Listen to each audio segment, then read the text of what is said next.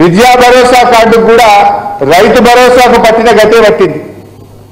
విద్యా భరోసా కింద ప్రతి విద్యార్థికి 5 లక్షల రూపాయలు ఇస్తామన్నారు.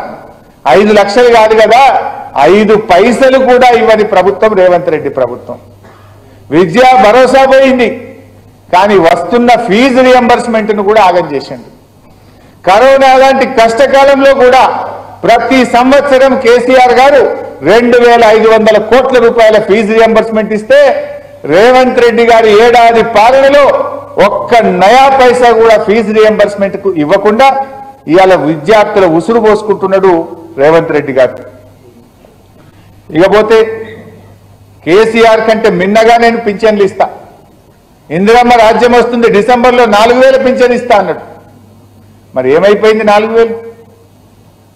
ఏమైపోయింది ఆసరా పెన్షన్?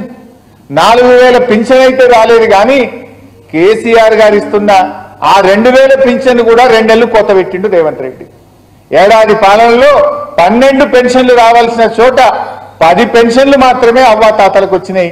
2 పెన్షన్లు కోత పెట్టి 2000 కోట్ల రూపాయలు అవ్వాతాతలకు ఎగ్గొట్టిండు రేవంత్ రెడ్డి. అంటే ముసలోళ్లను కూడా ముంచుతున్న ముదనష్టపు సర్కారు ఈ కాంగ్రెస్.